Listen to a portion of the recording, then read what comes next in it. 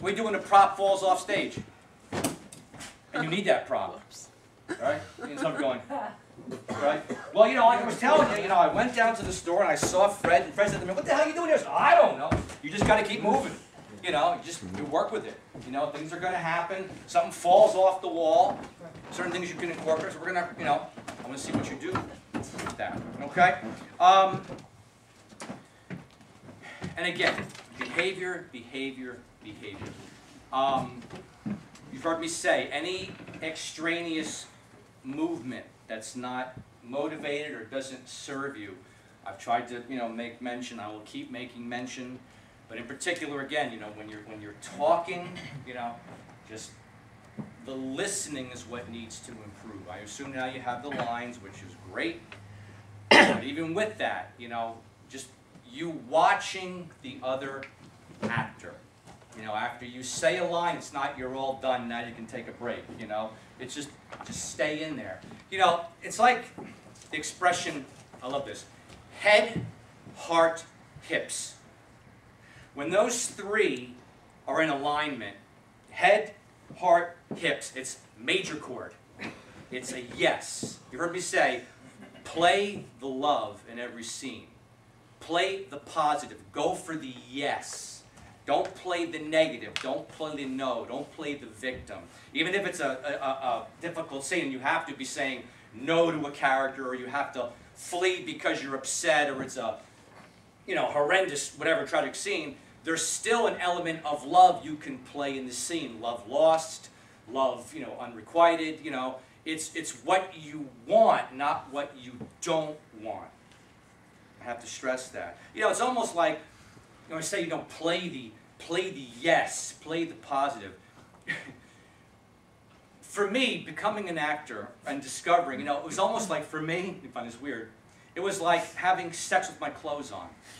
Huh, I do that all the time. Right. But what I mean by that is, when you really discover, and I'm sure you have, the thrill of being in the moment, that, I try to find words, that very fulfilling, rich, sensuous immediacy of the moment.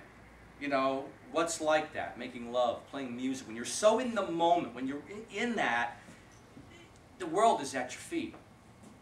And that's the thing that I've tried to, in my own work. How can I just be in that moment? And so if my head and my heart and my hips are aligned, and I'm saying yes, I'm playing the love, I'm playing the positive, I'm fighting for what I want, and I'm not going to, and we've had examples of this, let me think of a couple. I mentioned last time, Mike did the one scene where, and it didn't have words, and this is what's even better, his behavior.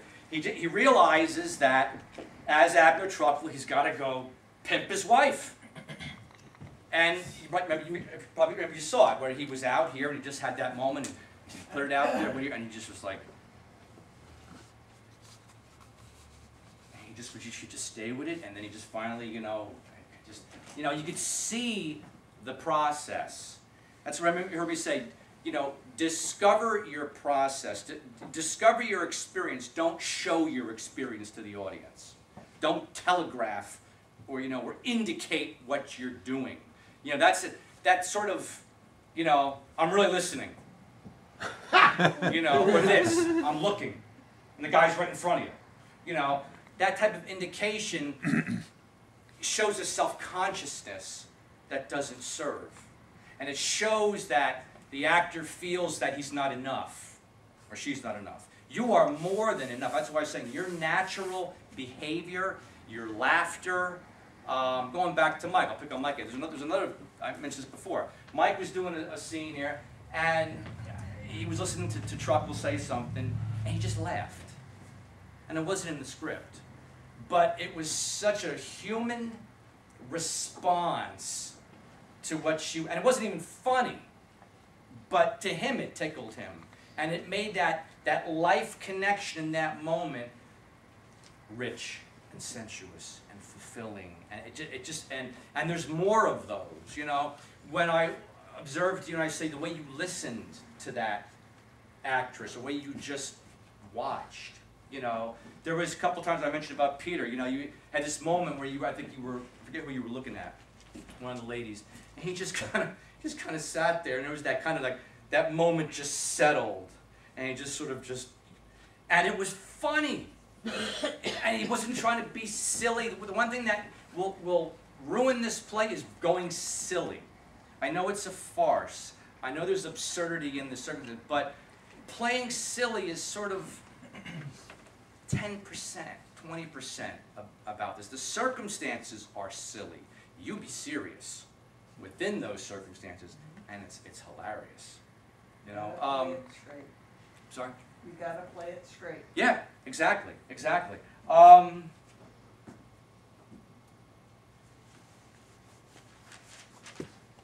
You know, someone told me the line one time, you know, if it's real, the audience will feel. And that's so true.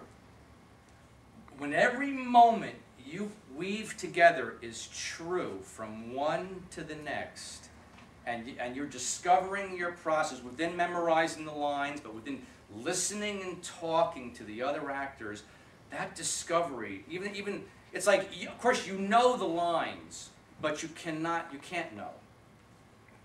See that paradox? Of course you know you have the lines memorized, but you're supposed to behave like you don't know what your next line is going to be. That's the wonderful paradox of this. You know, but you can't know. And if I can start to predict how you're going to say a line most of the time, then you're too predictable. Then you're doing what you've predetermined. You're doing what you've premeditated, and you're doing, well, I did this in rehearsal, so I got to do it the same way. And predictability is not what you want. You know, I mean, of course there are nuances in things, certain lines that you say, but allow yourself to surprise yourself. Allow for that. All right. And this will only happen, of course, when there's an audience. So a lot will be said after our in 2 weeks we have our senior citizen performance on Thursday, March 1st. And when there's a live audience, this is why I will give notes after the performances. Sometimes actors, they get a little sloppy and they go back to things, or they get a laugh and they think that's the way to go. No, not all the time. Just because someone laughs at something or someone does something silly doesn't mean that's the best way to tell the story. Don't always fall for that. Oh, I got a laugh last night, because then oftentimes it happens, the person goes for that whatever and it falls flat.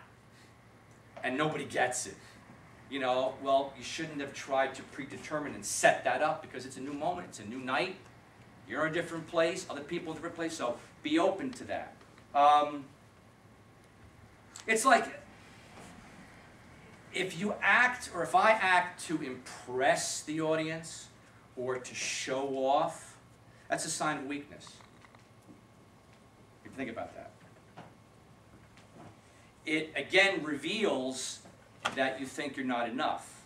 Therefore, I have to try harder to get some kind of reaction, or look at how I'm dressed up in my costume now. I'm really something. I got a costume, so you're really going to believe that I am who I say I am, you know?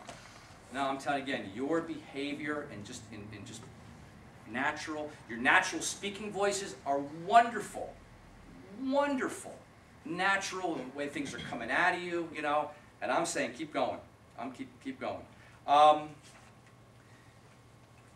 I've always tried to treat all actors as professionals, regardless. I know this is community theater, but that's why I push so hard for some of these things, because to give yourself total permission, that's professional work.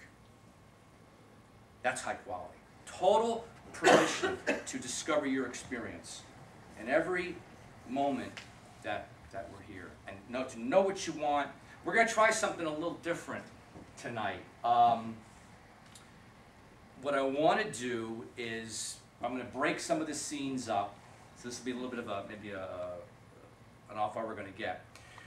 But I want to do scenes without dialogue, because I want you to discover what you're doing without the words. right? Now this will condense a scene to maybe it could be 5 minutes or 30 seconds. But I want to see what you do with what you're doing, and you can't talk.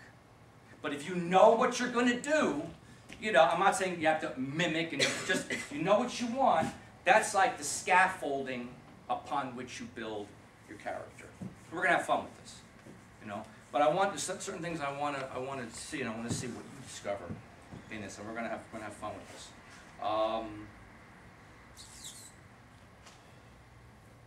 And I know you've worked hard. I know you've been with the lines and rehearsing and getting together, and I appreciate that. But again, still stay open. You know, don't be locked into, well, this is the way we did it in rehearsal. You know, something may change. I may change something. Something may not work. You know, all your preparation, emotional, and all your mental memorization really only gets you to the first beat. Really. Once that first beat happens, whether it's a line or a behavior, then it's almost like in some ways all bets are off. Not that you forget the lines and you forget what you prepared, but don't hold on to, well, this is what I predetermined before and I got to make this work. Be open. Be open. Be open. Another example, like with Zita and with Lou, with the jail. I was repeating. Remember you had those preparations we worked on, all right?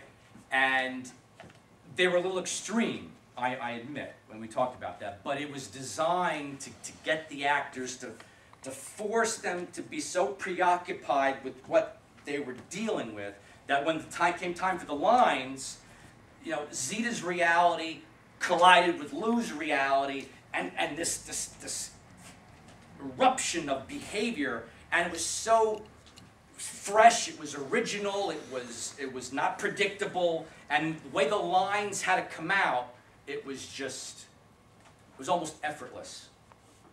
And to have more of those type of experience, that's, you know, what we're going for, you know. You know, Gregory's sitting back in the corner. You know, when you talked about, like you're sleeping, when those lines we rehearsed when you were talking to Sly about you realizing what he's asking for about Mrs. Truckle, and you finally had that realization of, you mean you really want to get Abner to get his wife to go, you know? And it wasn't forced, it wasn't this big, but it became so vulnerable and so like, I can't think of the words, but it was so real. It was so wonderful, you know. And again, there are more and more examples, but I'm proud of you. I know you've worked hard. I know putting up with me is difficult. All right, Carl, we'll talk to you later. You know, Carl, for example, when he does his stripper scene, you know, when we took the silly out of it, you know, and he got a little more like, how does a guy act like his wife just died? I mean, seriously, within this being funny, you know, and him being a maniacal, you know, person within being this authoritarian, I mean, what a character. And he comes over and he has to reveal that, you know, person to Amy. It got real. Within saying the verbal repartee and the sexual innuendo and saying all those lines, you know, it got funnier, more humorous, because it got more real. You know? Oh, I get to say the word penetrate. You know? That, yeah, and you didn't do, I'm not saying you did that. But that's the way other actors would play. Oh, I get to say these funny lines. You know, oh boy, isn't that going to be, you know? And it's like, okay, you may get a little laugh or a snicker, but there's so much more to these characters than what you're bringing, and you are bringing it. And I'm excited. I'm really, really, really excited. I've been spreading the word like crazy. I've been threatening people, you know, and creating a bit of a buzz, you know. And they were like, Sly Fox, what's that about? You know, really? It's good. I don't know. So please spread the word, spread the word, spread the word. We were in the Hillsborough Beacon today. Oh. Hey, There you go. Cool. All right. Are there any? that's probably in all the Princeton packet then. In Yeah, the time probably. off section?